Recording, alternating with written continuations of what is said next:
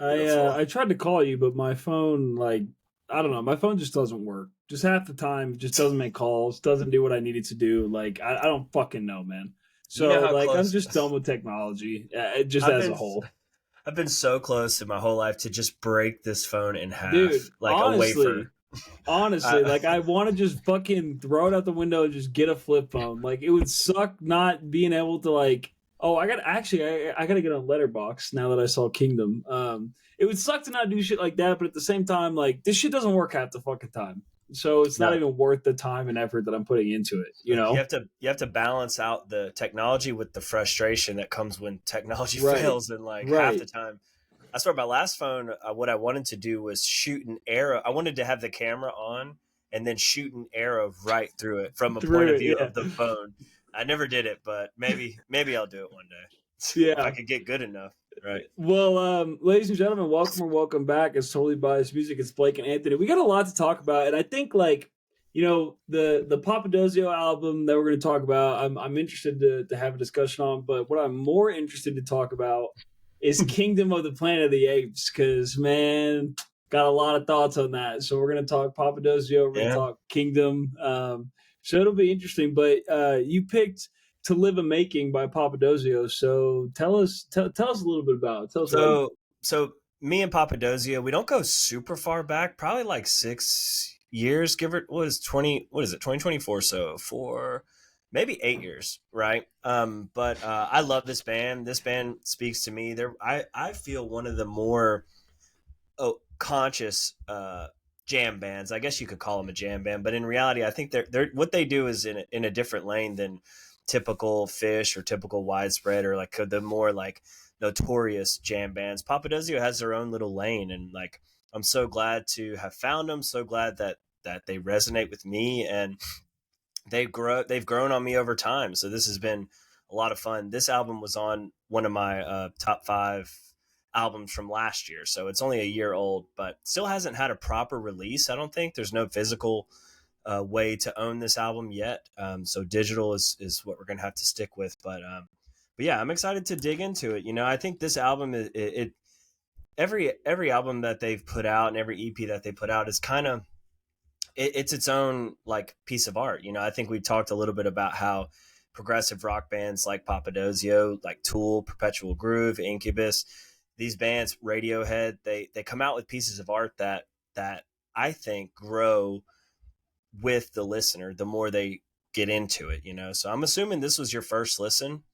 Is Yep. that right? Yeah. Yep. Um, but you know, with and I said this last or maybe a couple weeks ago that like the first times I've listened to Papadosio records, even Radiohead, it didn't make sense to me. And I think over time, as you can predict where the music is going to go sonically, it starts to resonate more with the listener. But as far as like an exposure standpoint, if this is your first Papadosio listen, talking to the listeners too, dive into different aspects of it. You know, like let this be a catalyst for a journey, because I'll tell you this, the first time I ever saw Tool, Radiohead, Papadosio, Perpetual Groove, the first time I ever saw these bands live, I had zero knowledge of their catalog whatsoever. So it was like a pure, I'm going to let these musicians take me on a journey and see where it goes. And I think that type of approach can be really powerful. And you can only have that once or twice, right? Where you can Yeah. go in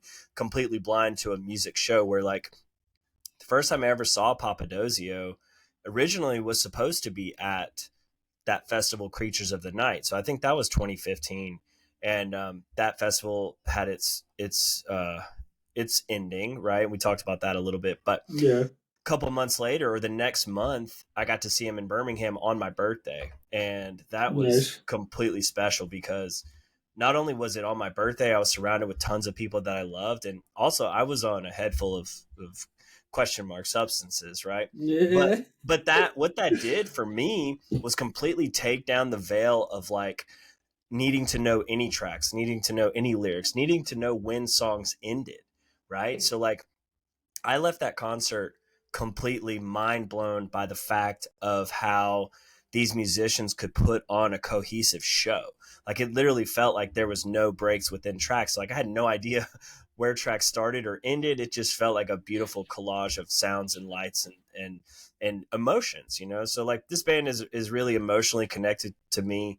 So so I'm excited to get your thoughts on it. So like, what were your initial thoughts, and then I'll give a little background on Papadosio.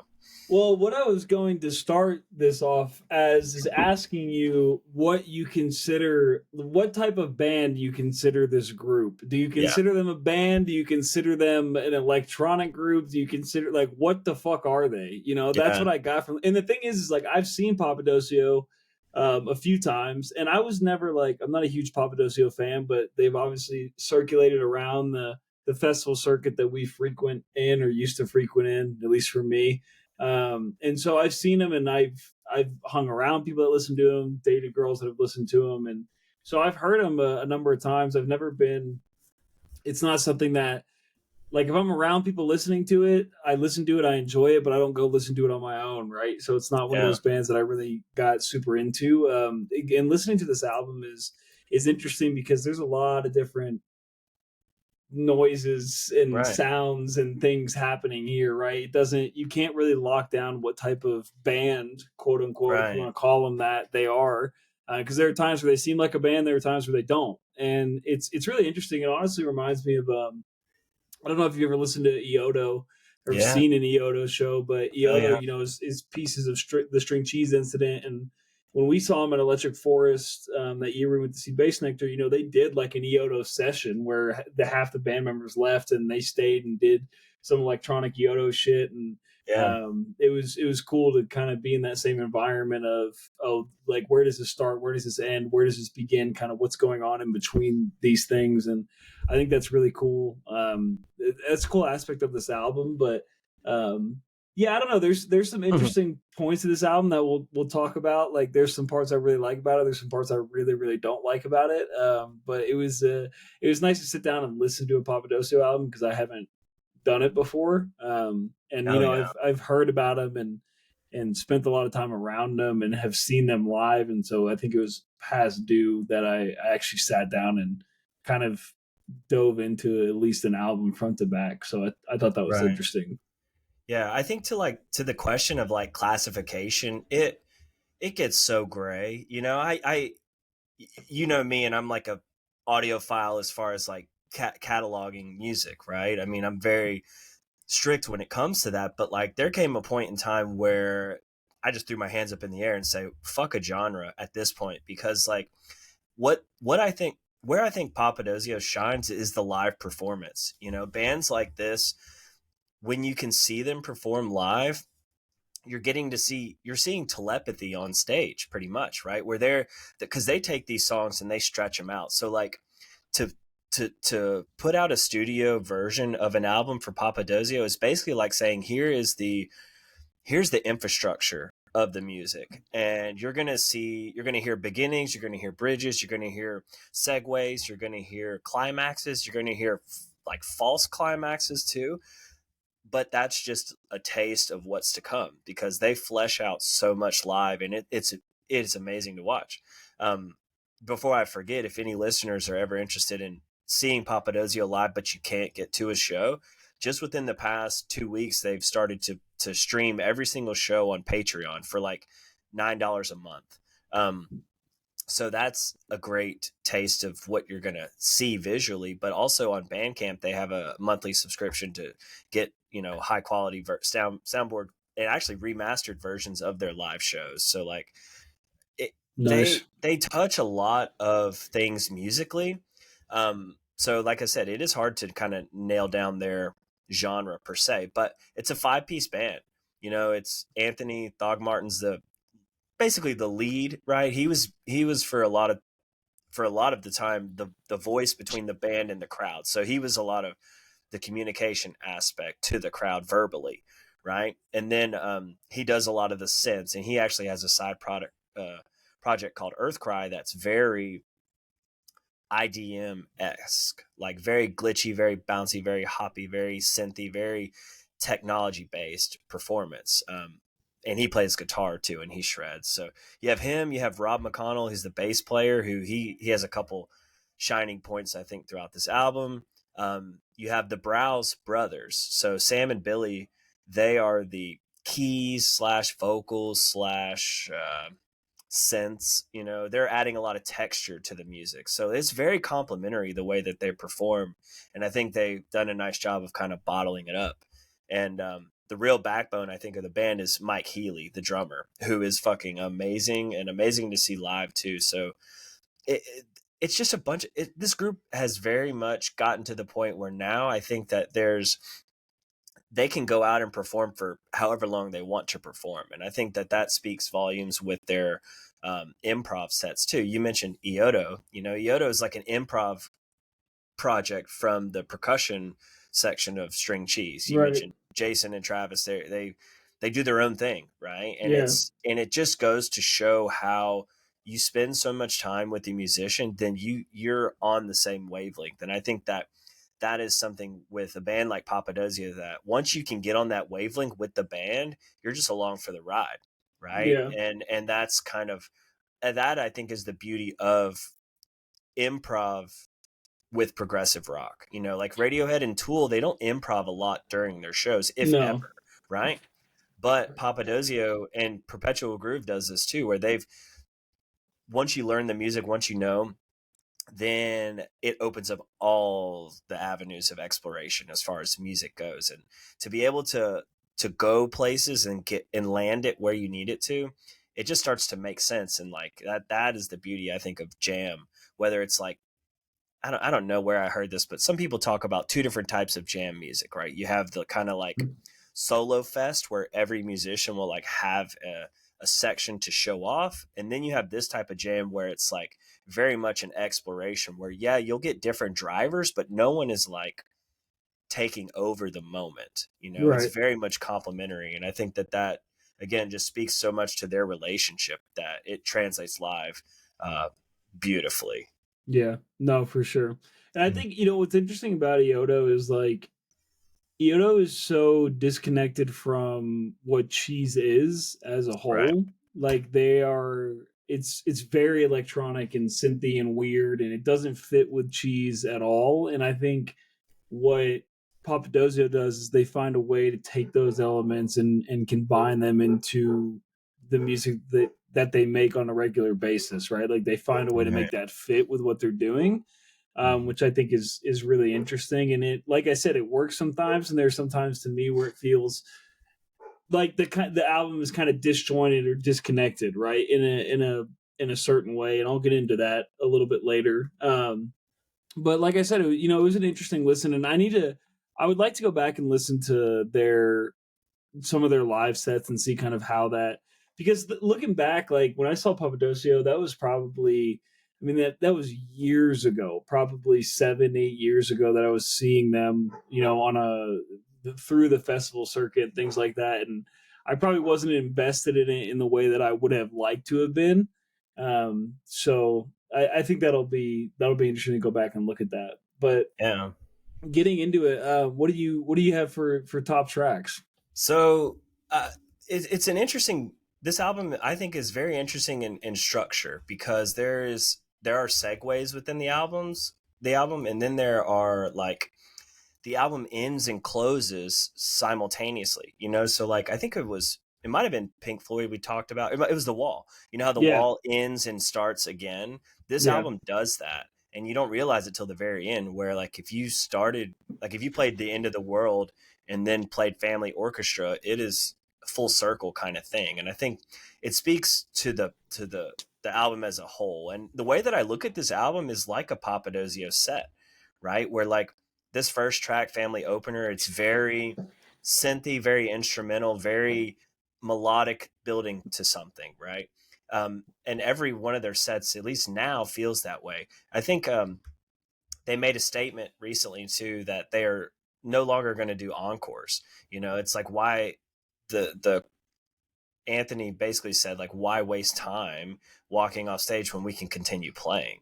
And I yeah. think that's like fuck yeah, like why not? You know, I mean, like Well, I mean, how many it's a like showman there standpoint, but was like not a lot of Bass Nectar shows where there was an encore, right? Like there was the yeah, family photo, and then there was the rest of the show, and then that was kind of it. Like exactly. there were some where there was, But the Right. vast majority, it was like, no, family photo, throw it down, leave, and that was the end Right. of it. And we'll be back tomorrow Exactly. or whatever it was, you know? Hmm. And I think that, yeah, from a artistic standpoint, like, why take yourself out of that state, right? That flow state, whatever it is that you're feeling when you're performing. It's like, why do it? Like encores I don't even know. I would love to learn the origin of encores and to figure out like why was that ever a thing? Well, Because I in think reality, like to me, like I think it used to be like, okay, our are time they is gonna done. play? Yeah. Like our time is done, we're leaving, but then like the crowd really wanted more and they were like, okay, we'll give them one more. But now Yeah, it's like right. now it's just a set break. It's That's gimmicky. all it Yeah. is. It's just a Hmm. set break, and it's like Right. that doesn't make any fucking sense to me. Exactly.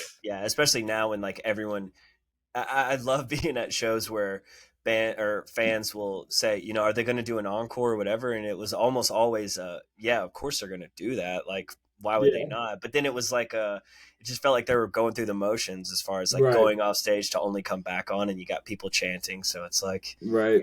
yeah, get rid of that and let's just keep it going. Keep So, it but riding. but like when you look at this album, like I said, there is a progression within the album, and I find it really interesting to look at it that way and to frame it that way, and it makes sense to me when I try to piece it together from an actual live set standpoint. But as far as my top tracks go, I'll start with number three.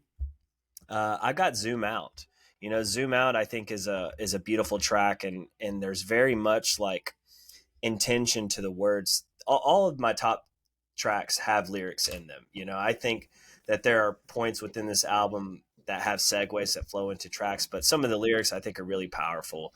And Zoom Out's one of them. I think the concept of how you perceive the world, and you realize like this world is huge, but it really is not that huge, especially in the world that we live in as far as being connected.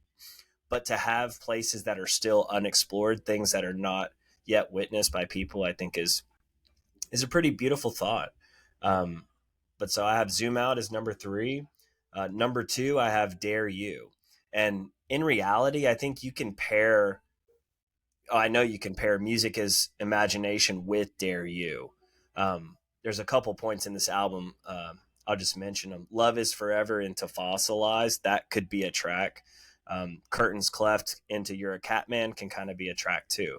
Yeah, But I appreciate breaking it up because it kind of it can stand on its own, even though it's only like a minute long track. But as a whole, music is imagination into Dare You is I think it creates this sense of like childhood wonder. There's like a throwback feeling to where at least most humans in our culture can relate to that experience of being a kid and wanting to just be outside all the time. And I mean, there's I mean, I'll say this too because Papadosio lyrics are easy to pick apart because of that, I think. right. But if you let it be what it is and you do resonate with it, I think it can mean a lot. Because some people will say, they're singing about play and hide and seek, but it's like, dude, if you think about hide and seek, like that was some of the most fucking fun you've ever Yeah, had, when right? you were a Back in the kid, day. yeah, Exactly. So like Meet Me at the Slide, like there are lines that, like I said, can be taken out of context, but I really resonate with them a lot, playing in Golden Light. But I think it's something that, like I said, a lot of people can relate to because of that youth and that imagination and that kind of like just feeling of youthfulness. My sister has two probably like 16-month-old, 17-month-old twins, and it's been amazing to watch them just experience things, right? Because they're completely naive to the chaos that is the world, right? But like when you see right. it through those eyes, everything is pure, everything is wonderful, and it's like I think this song challenges people to think that way. I mean, it being called "Dare You" and like just the way it's being put out there, I think is very much like a way to perceive things, right? Yeah, Um, and then my top track is "Spinning." I fucking love this song, man. It's there's not a lot of lyrics, but the way it's being sung by Sam is so sweet. I mean, the last stanza, as below, so above, the spinning leads me back to love. bosons and the worlds above are spinning into existence, it's just, it really builds to a climactic point for me. And that right in the smack middle of the album, pretty much, it really, I think, builds to that point and then kind of goes off on a tangent and then brings it back. But um, I love that song. So Yeah. that's, it's hard. Like I said, it's hard to put to words, but I just wrote splendor, beauty, and movement all encapsulated into one track. So Yeah. No, that's so very fair. so those are my three: spinning, dare you, and zoom out. Yeah, no, those are decent picks. I have for Decent. decent picks. We'll get into that a I'm little bit prepared. more I'm later. prepared. Uh, so for mine, number three, um, you're a cat man. So Interesting. the reason I picked this song, so this song is fucking chaotic and it's weird, right? But the reason I picked it is because I can imagine it transitioning in a live setting so well. Like I Yeah. can see it playing out like in a really interesting kind of jam aspect where they could drag out different, because there's so many different sections of the song, right? Like the Right. beginning is really crazy and kind of chaotic, and then it kind of dulls down and then gets into more like a drummy section, right? They could take for however long they want to take it, and like it's chunked up in very interesting ways that I feel like would translate super well to a live show. And that's kind of why I picked it. Like listening to the song face value on the surface level, it's a good song, but I just know that it's one of those songs that they can kind of take in any direction when they're playing it live, which I really really like, and it kind of gives people those songs live when you're seeing a band like this that can take you up really high and then bring you back down and kind of let you mellow out and then go back up again and things like that. Like that's really enjoyable to me and that's super interesting. So I thought that was a cool song, and I'd like to see a video of them playing it live or listening to, go listen to a live set to hear it. Yeah. And then number two, I had Fate. Um, Yeah.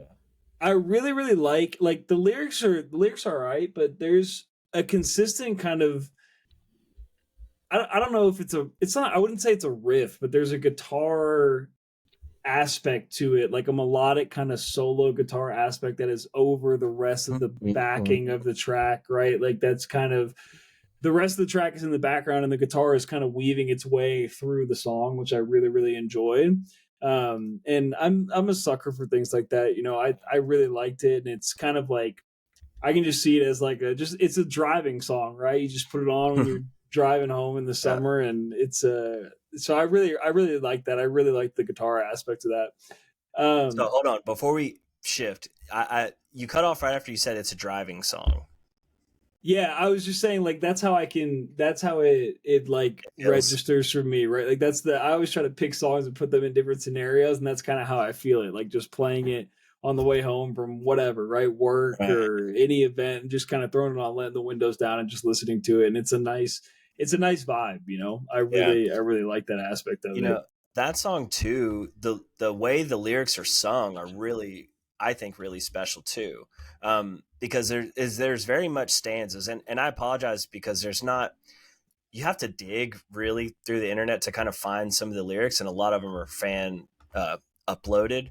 But Fate, there's an interesting part around like 4 minute mark where he sung the first verse and then a bridge, second verse, then the bridge, and then around the 4 minute mark, he's singing in the round with himself, where both verses are being sung at the same time, and there's different words all up until the word creates is said twice at the same time.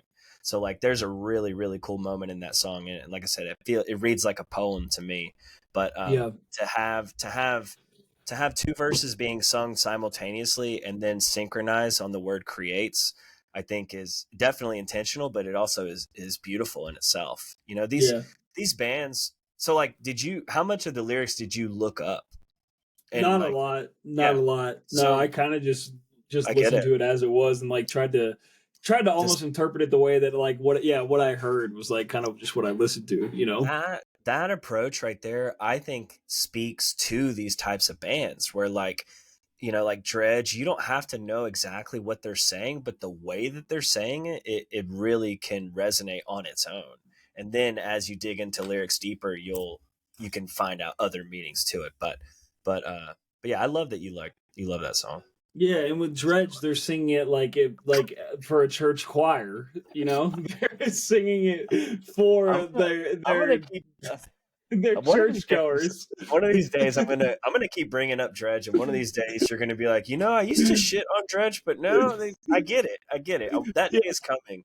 that's So yeah. Give it a few years, and maybe I'll get there. I'm gonna Yeah. keep dropping Dredge every now and then. So all right, number one So track. my number one track, Boss Battle, man. Boss Battle is Interesting. Wow. fucking tight, dude. The electronic thing that they throw in, like in between the instrument, like I don't even know, I can't do it with my mouth, right? But it's like a high pitched kind of breakdown in the middle of drums and guitar and keyboards and stuff, and like, oh man, it's so cool. And it's just such a vibe, dude. It's just like there's um there's no lyrics, right? It's just Right. vibes, and Mm-hmm. it's just, I really like the electronic aspect to it. I like the head bobbing aspect to it. Like, I don't know. It's a fun song, man. I had a lot of fun with it. I like it a lot. So Boss Battle for Yeah. sure. I think that was kind of I've the highlight. And it's almost like it's not the midpoint, but it's in the first like third, I would say, transitioning into the second third. And yeah, I really liked it.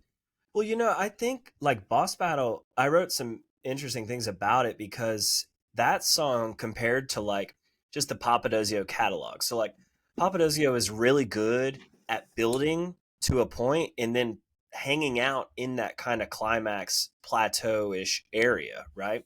Like Find Your Cloud is a great example Yeah. of a Yeah. track where they build to a point and then they hang out in this kind of blissful like climax area. And Boss Battle though doesn't ever climax, but it feels like it's building to a climax and then it just kind of levels and then builds and levels. But I think the purpose of it is that kind of boss battle concept, right? Where like we've all played video games where like you're having to, beat certain bosses to get to a next thing. And this song kind of feels like it's building to the next song being spinning. So that Right. was my interpretation of it. But No, that's fair. I find it so interesting that you picked that as your top track. But hey, I respect it. Yeah, no, that's fair. All right, what do you got for bottom tracks? Do you Bottom have any? tracks. Yeah, I got two. Boss Battle's one of them, only What the because fuck? I'm gonna tell you why. I'm gonna see how I dropped Jesus that on you. Christ. Yeah, I dropped that on you. But only because it felt like it was building towards spinning. I respect the song big time, but from a cohesive standpoint, it does feel like it's kind of put there to build to that. But I do love the track, and like I said, I can interpret it that way to think that it's kind of like a journey within its own song. But it's not a typical journey. It's just like we're here and then we're there, but it built. I like the song. Don't get me wrong, but I'm trying to not pull a Trey and Yeah. have No, that's something there, fair. right? So, That's I fair. love you, Trey. I love you, Trey. And then the other bottom track I put, "Everyone Is Cool." "Everyone Is Cool" felt like a necessary tempo change track. Like not just a word is really beautiful, and then it needs somewhere to go. So I think "Everyone Is Cool" kind of like shakes up the system a little bit. Again, if you're looking at this album as a live set, if you think about just ways to perform live music, you have a hook as far as like a synthy intro to bring someone in. You have a beautiful song being not just a word, and then you're going to shake it up. Speaking of Trey always at a tipper set or at a live show, if Trey and I are there, there'll be a point during the set where we'll look at each other and we'll be like flipping a switch, right? Because it's like Yeah. that's when you have the crowd, and now you're going to change directions, and the crowd's forced to come with you. Everyone is cool feels like that. It's just not one of my favorite songs of this album, Yeah. but I get it No, for that's what it fair. is. That's Mm-hmm. fair. Yeah. So I got one you're not gonna like. But I'll start with, not just the word. Let me tell you something about not just the word. Oh Okay, man. so John Kennedy has this joke where he says that fish to him, because he's a widespread guy. Yeah. Those widespread fans are a Oh bunch yeah. of fucking weirdos. This whole They're a family bunch is of, all. yeah. So he tells me all the time that fish to him feels like the Wiggles. Like the lyrics in Fish, like when Trey's singing, it feels like he's listening to the Wiggles. when I listen to Not Just a Word, I feel like I'm listening to the Wiggles song. That's what it feels like to me. And it was not a good intro like to this album because I was listening to it, I was like, what the fuck is Anthony signing me up for, man? If I gotta listen to the Wiggles for 17 tracks, we're gonna have a problem. Thankfully, the rest of the album was not like this, but it's just so like man, like fucking I hate it. I hate it, and I don't like that song. It's very Wiggles esque. Okay, shout out to John Kennedy for that But one. there's got to be something about the Wiggles. I don't know shit about them, but there's something to it, right? If you're resonating with kids who have minimal intelligence, there's got to be like a some DNA code within that Yeah, music that's like true. And striking. Papadosio tried to tap into it with this song, Yeah, didn't work for So, Blake, but it worked for me. Yeah. and then my next one, I'm sorry, Anthony, but dare Uh, you, dude. Like, Damn. Is it okay, because of the lyrics? it's not because of lyrics, actually. It's because of, do you know who Owl City is? Owl No. City is like, I don't even know what type of music that guy is. He's like a solo artist, and it's like he had that song that was popular back when I was like in middle school called Fireflies.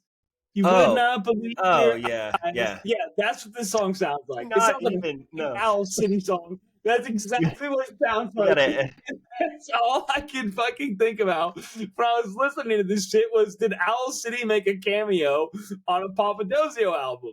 And it sucked me out of it. I do not like it. It's I think I've way figured something out. I what? think you've had so much shit in your brain, like garbage music that is there that you can't forget about, that things That's remind you probably of, part of it. but they're not even related. They're not even Listen, related. go listen to Fireflies by Owl No, City and then come back and listen to this song. I'm telling you, you will see no. the similarities. Oh man, but Okay. And then the last one, which I don't think you mentioned, was Fossilize. okay. I don't like his voice in the song. I don't like the singing. It's like, I don't, I don't know how to explain it. He sounds like he's not even trying. Like he sounds like he's crying almost. Like he's like crying and singing. He's like, It sounds like something Trey would listen to. Actually, Trey probably loves this song. Trey's got It's great taste, so let's it put that out there. sounds like a Bright Eyes song, is what it sounds like. Oh So man. it's just not a fan. And like, okay, so this is the broader. This brings me to the broader discussion of this album. Okay. There are like, it's a positive and a negative that this album is so, to me, like all over the place. Like it's so many different, that's why I asked you, like, what do you consider this band, because I feel like there's so many genres in this album, which is really cool to me. But there are parts where like I really enjoy it, like Boss Battle into Spinning, and then you go into a song like Fossilize, and I'm like, what the fuck happened here? Like, what direction are we heading? And I think it's cool that they're bouncing around like that and experimenting with different things. But like at the same time, I don't know. There's just the songs that I dislike on this album, I really dislike. Whereas there are different albums that we've listened to where like the bottom songs to me, I'm like, I'm just putting them on there because I need to have a bottom track, but I really enjoy them. But that's not Yeah. this album to me. And I think it's because they jump around so much and they don't really stay consistent throughout the album, which I think is cool. Like it's nice and almost experimental, and I enjoy parts of that. But there are parts of it that I really don't like. And I don't know, like, and I need to go listen to more Papadosio, but are the rest of their albums like this? Like, or is it more consistent on their other albums? Like, is I it mean, just this? I think it's just them. I mean, like when you try to like bottle them up into a genre, I do think it's impossible. But like if you just look at their body of work, you will start to see similarities of these types of tracks done in the past. I think 2 a.m. is a track that is like a one-off within the album, but it's its own thing. It's very like acoustic guitar, like country feeling songs, and they're like very like Papadosio to me is a very like technologically advanced band too, as far as like you'll hear, I mean, even in Fossilized, right? I think it's the End of the World, where there's like bongo feeling and there's like this, or Xanadu actually, the song after Fossilized. It's very ethnic feeling, very aboriginally kind of created, right? But yeah, I think that's just them, right? As far as like looking at Fossilized though, you have to include Love Is Forever, because spinning is such, like I said, such a climactic song to me that they have to go somewhere next. And then they transition to Love Is Forever with the frogs and the kind of atmosphere-esque, and then it goes into Fossilize. But like, if there was one track that I would have guessed to be on your bottom, it would have been Fossilize. So Yeah, I feel like I that's fair. nailed that one. I feel like I nailed that Nice. one. But like I said, Papadosio is, I think, a learning experience, and the more you can kind of just like open up to however they're going to perform and just read it as a whole, read it as an experience, it can leave an impact on you, or at least it has for me. But I tell you, the coolest listens to the way to get to know them is look up their PA sets, any of their improv sets. Um, Go start to finish and just look at the directions that they go and where they get to. That Yeah, is the talent of Papadosio, I feel. And to actually, for them to actually put out songs and structure songs, I could see being so much more of a chore than if they just did constant PA sets. Like if right. they could do that though. That's the thing, but people would be thrown off. They wouldn't know where to go. And I think that's why Papadosio doesn't sell out massive shows. They play small clubs, but they're a band that I think has never gotten their due diligence with a massive fan base that is so deserved. But it's also amazing to be able to see Papadosio in a 200-person venue with room to just float around the entire building. It's awesome. So I hope it stays that way. But this band is, I think, highly respectable from a musical standpoint. Yeah, no, that's definitely fair. So transitioning, what do you rank it? Are you So sticking with your I only bring tens? I'm not going to say that because there are Papadosio albums that I like more than this. Tietos, like To End the Illusion of Separation, is one of my favorites. It's a double album, so that's a journey in itself. I wasn't going to bring that one to you just yet because, like I said, that's an undertaking as far as listening goes. But I'm going to give this one a 9. I mean, like it says a lot what I think about Papadosio to give a rating that high, but that's where this album has gotten to with me personally. The way they released this album was interesting. They did do singles, Dare You, Spinning, You're a Cat Man were all singles, I know for sure. But at first, like I said, when I heard You're a Catman and when I heard Dare You out of context, I really was like, I don't know what this album's going to be. But now to kind of keep going back to it has been really a growing experience. So like it probably would have went from, 6.5 to 9 over the course of a year. Yeah. So that's been a lot of fun to listen to it. But like I said, I'm prepared. So let me hear what you got, what you're Well, rating. it's interesting you say that because I think I'm going to put it at a 6.5. There are parts that I really like about it, but the songs I dislike I really dislike, man. And there are some other ones that I don't really enjoy. And like I said, I'm not well versed in the Papadosio world. I should probably be a little bit more, and I'll go back and listen to some other albums, and I'm sure I'll revisit this and see if it changes in 6 months, a year's time. But there's some great tracks on here, and it's enjoyable, and they put on a great show. But um, I don't know. There's just aspects of it that I don't enjoy and are not my style. So, but like you said, Yeah. you said maybe it would have been a 6.5, then bumped up to a 9. So who knows? Maybe in the future that'll Yeah. change. It's not a bad album by any stretch of the imagination, and a 6.5 I don't think is a bad. I don't think to me that's not a bad rating, right? It's a good album. It's not a great album. It's not a bad album. It's somewhere in between. Yeah. So that's kind of how I feel about it. Yeah. I'll say this too, just about Papadosio. They're to call them a jam band, and I know you're not calling them a jam band, but I'm just saying, like, to the world, like calling them a jam band, I think is so limiting, and so because this band, the topics that they are covering, they're singing about life, they're singing about the earth, they're singing about culture, they're singing about consciousness. There's a lot of instrumentals that you can just get lost in thought within. So like take this band and let them kind of leave their imprint on you and then go see them live because you're not going to see guys on trampolines bouncing around in a circle playing a guitar, right? They're not All they're gonna right, didn't have to perform take in a the dig at a dark. fish there, but that's I, fine. I'm just That's saying. all I'm just right. saying. There's no vacuum cleaners on stage, right? Okay. All Like right, I, whatever. I have to do that for all you fish heads out there because like I said, that band Fish is going to sell out the Sphere 5 days in a row, right? Papadosio is going to play at the Basement in Atlanta, in Nashville, and half of the room is filled, right? So like Yeah. it's just such an interesting approach, I think, to music that doesn't get its credit.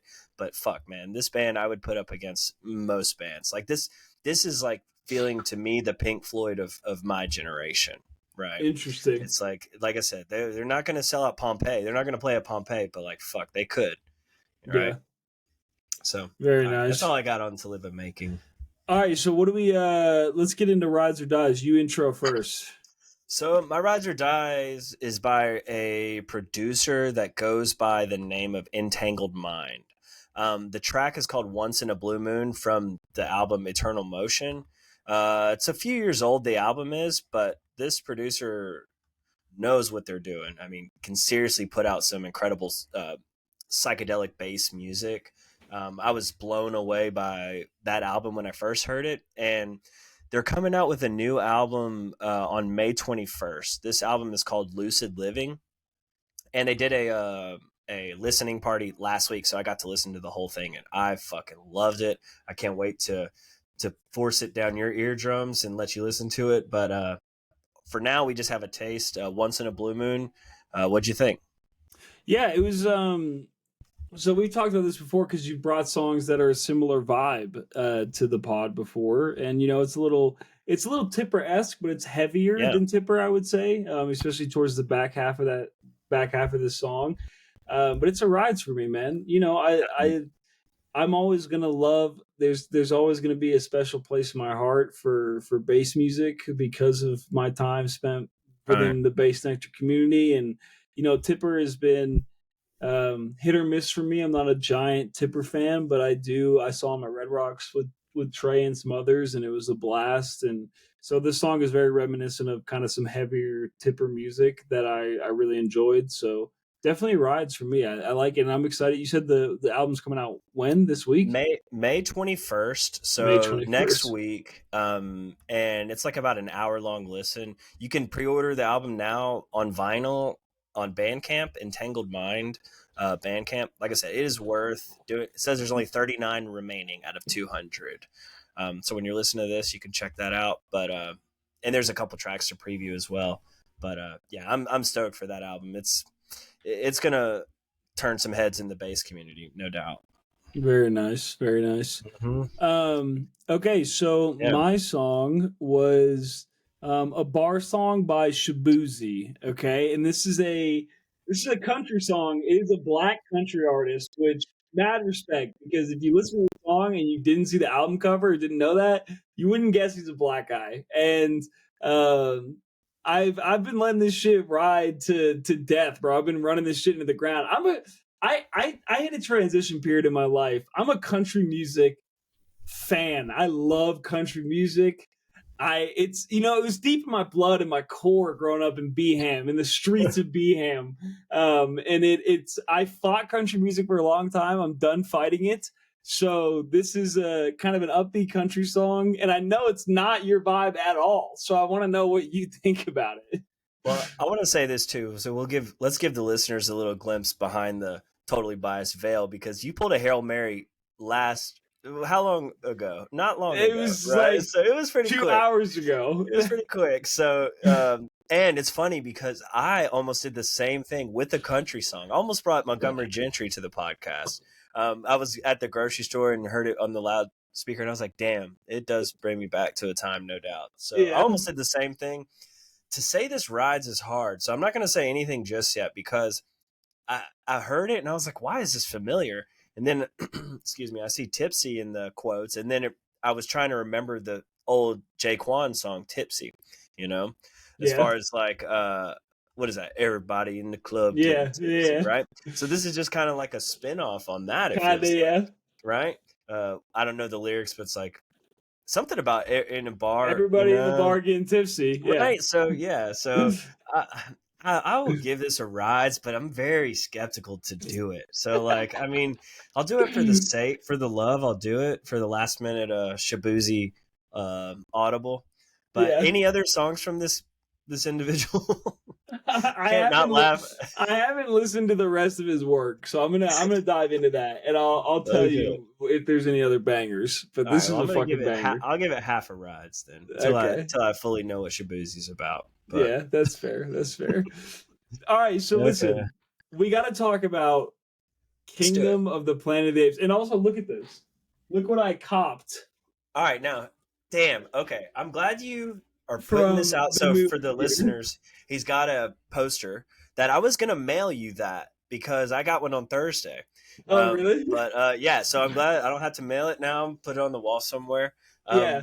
But all right, so you've I been grabbed waiting. it. I You've have been to waiting say, years. I grabbed it on the way out, and Amanda was like, "Why? What are you doing? Like, what are you going to do with that?" And I was like, Oh hell yeah! I'm gonna put it up in my room." And she was like, "How old are you? Like, what are you doing?" It's like it's my series, you know. I fucking love it. So I agree. look, I went into it, and You saw it I tonight, right? tonight I saw it like 3 hours ago, and I had low expectations because we've already talked about how I feel about the original trilogy, which I think is phenomenal, and I know Right. this takes place long after, but I was thoroughly impressed, man. I thought it was fucking great. I thought that opening the movie with Caesar's funeral was beautiful. It was Yeah. awesome. I think it's a great start to the movie. I think the callbacks that they do are very necessary and not like they don't beat you over the head with the original trilogy, but there are important callbacks that I think kind of shape the story. And Right. there's a lot of oh shit moments in this. Like the first oh shit moment is when the bad guys essentially come and they say for Hail Caesar. Caesar. Yeah, and Yeah. you're like, oh, Or what for the Caesar. fuck? Yeah. Yeah, like what the fuck's going Exactly. on here? And then like Hmm. the scene where May yells out Noah's name, I think is like kind of another one of those like oh fuck moments, And Oh yeah. there's a lot of good ones, and I have an interesting theory that I want to talk to you about the end of the movie when we get towards the end. But what did Okay. you think about it? How did you feel about it? Dude, I thoroughly enjoyed it, man. You know that scene where May says Noah, that's the first time they realize she can speak. Is that correct? Yeah, yeah, yeah. So that is like a some synchronicity to where with Caesar's first words too, Yep. right? I Being thought the no. same So thing. like they've done I'm very excited for this series as a whole because like it honestly has delivered every time. Yeah. And And I you don't know if can you know, see they want to do 9 movies. So they have that's what five I've been more. seeing. They have 5 more to go. Yeah. So and I like the chunking aspect of it because you're now I think on Noah's journey. That's what it felt like. It felt like a Yeah. hero's journey for Noah. And he even had his like eagle companion with him, right? But I like the idea of them. So it open. We're all in spoiler land, right? Yeah. But like the idea of the apes have learned to work with other animals in their environment, in a complementary standpoint is really cool. Um, but yeah, this Proximus Caesar is a really interesting character because Oh it my gives god. off So it good. gives off a lot of Koba vibes, like even visibly, like looks a Yep. little like him, right? Um, and again, I think this is like a thirst for guns, a thirst for power, a thirst for like just control. And it's fucking ugly to see, but like this is the world, right? This is the Yeah. world that they live in. This is the world we live in. It's just there are a lot of similarities to it, but yeah, the hero's journey is how I kind of kind of think about this film. Um, they run into the ape or the orangutan Raka Rocka. as kind of this That's so like good. the wise sage who's out there spitting truth about Caesar. I Yeah. love that. Even had some Caesar memorabilia that he gave Noah. That's Yep. cool. Which he never busted that out in a dramatic standpoint. So I think in time that's gonna be a point to say Noah's on this side of history, right? Right. Versus this tainted Proximus kind of twist on Caesar. Um, Yeah. what do you think about William H. Macy? So first off, I had no idea he was in this fucking movie at Right? Me all. neither. So that was random as shit. But I thought he did great. I thought his character was great. And like honestly, his character, I think like May's character is so interesting in the sense that Mm-hmm. you can tell that even towards the end of the movie, right, the very last scene where she's talking to Noah, when she puts her hand on the gun, right, you can tell that she's like, there, she doesn't trust these fuckers, right? Like she's Yeah. not part of that. She doesn't vibe with them, and she appreciates Noah, but like at the end of the day, I think like, and I'll get more into the end of the movie later, but I think they're setting up for the next two movies basically a, I think there's going to be a war between, again, between the humans and apes, but I think there's going to be pro-human apes and anti-human apes, and so there's a civil war aspect going on with that as well. But you can tell that Bay's character doesn't trust them despite whatever everything that Noah did, and so I think like, William H. Macy's character is funny because you can tell he's there just like his job was to educate them, right? And Right. obviously, that education did nothing for them, and they don't.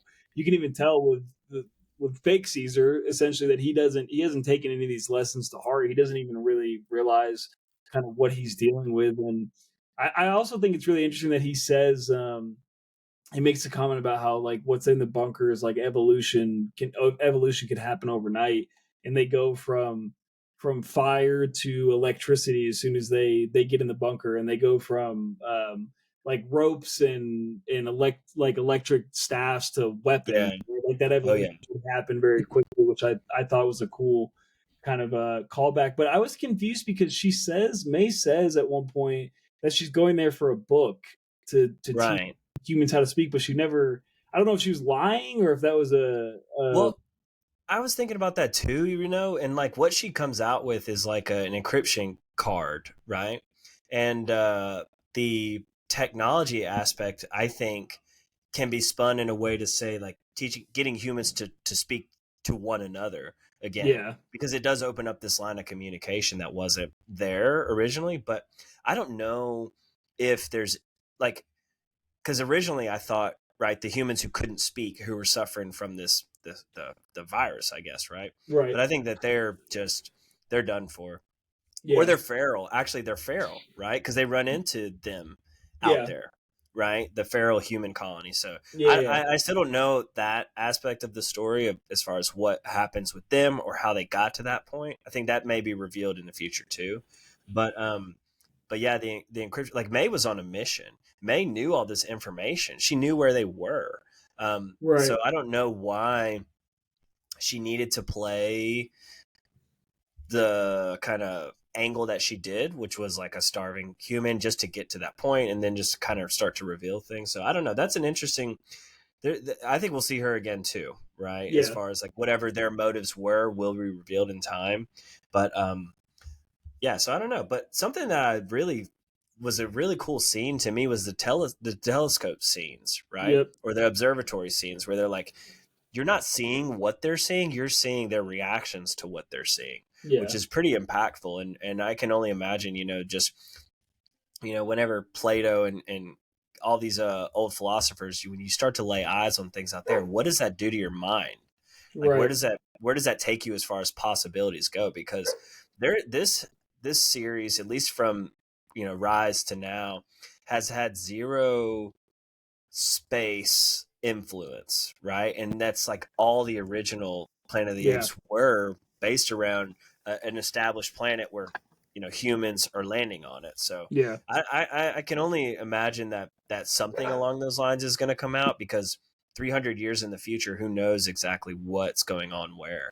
But Right. So that's what I was going yeah. to say was my takeaway from the ending was essentially somebody's going to another planet. That's what it felt Mhm. like to me, the very last scene where Right. the May is looking up at the stars because of the satellites. Noah's looking up because they're looking through the telescope. Like somebody is going to a different planet. That's how I took it. I don't know if you felt the same way. Like either the humans are going to leave to a place where there are no apes, or the apes are going to leave to establish a planet of the apes. And that's how I took the ending. I thought that was really interesting. And like, and the thing is, knowing they have 5 movies left, right? That timeline could be, who knows? They could do it Right. at the end of this trilogy, and then the next trilogy could be on that new planet, or they could wait until the end of all of those movies. Like I think it'll be really interesting to see where that kind of plays out. But that's how I took it. I thought that was kind of like an impactful ending to the movie. Is like, oh, we're about to venture off somewhere far, far, far away, Right. which I thought Yeah. was really cool. And I also like, I gotta say, so I saw it in IMAX. I'm assuming you did too. Yeah. Yeah. But the post apocalyptic scenery in this is so much more intense than in Dawn and Dude. War, right? Yeah. Because it's like this is so far in the future that like it's LA that they're in, and you can tell, it's so much more deteriorated. And that scene where they're in the airport is really cool. Mhm. Like, and there's all those abandoned planes and shit. I just thought that environment was really, really This, cool. yeah, I feel like this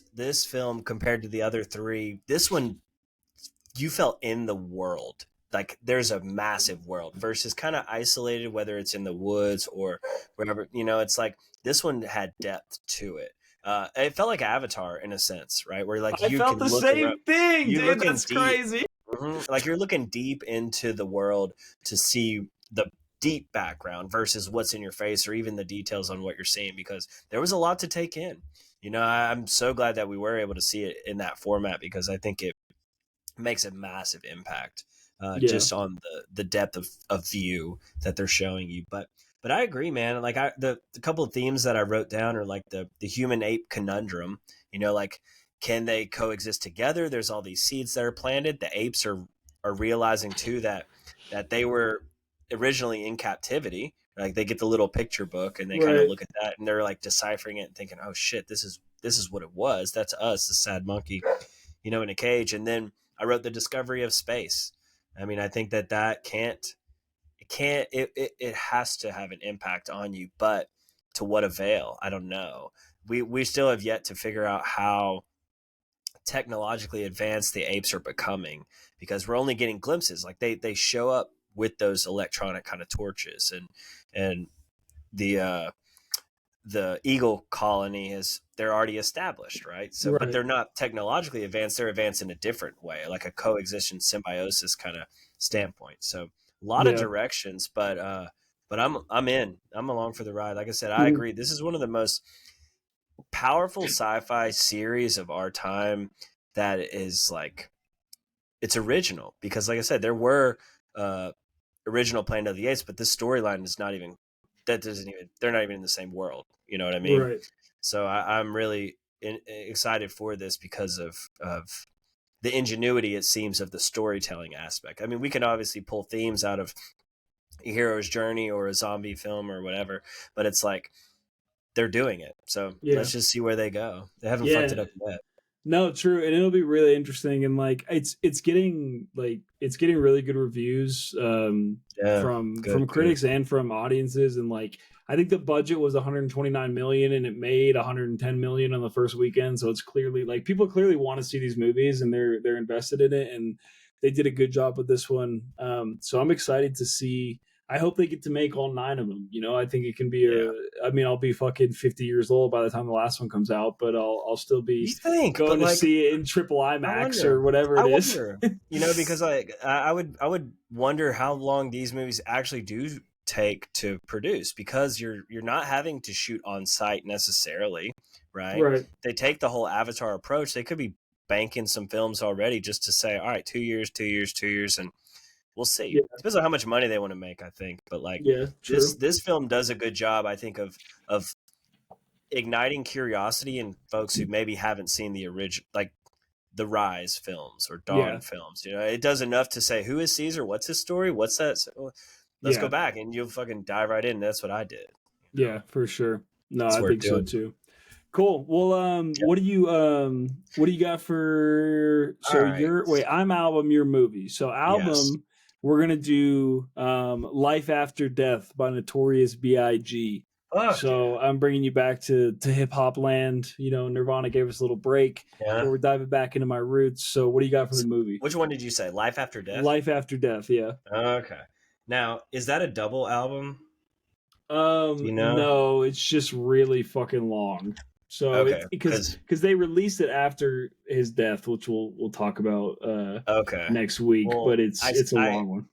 I say that because I was gonna give you a longer film, and I'm gonna wait on that now, and I want to go to let's go down a romantic lane. Okay, so Okay.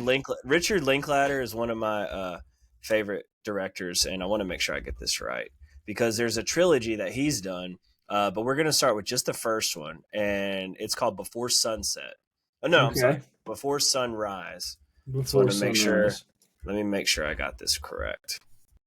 Yeah, Before Sunrise, 1995. Yeah, there's a 3 film series, and one of the most beautiful love stories you've ever seen. You're going to get a first chapter of it, and it's a continuous shot film, so it's very digestible. It's awesome.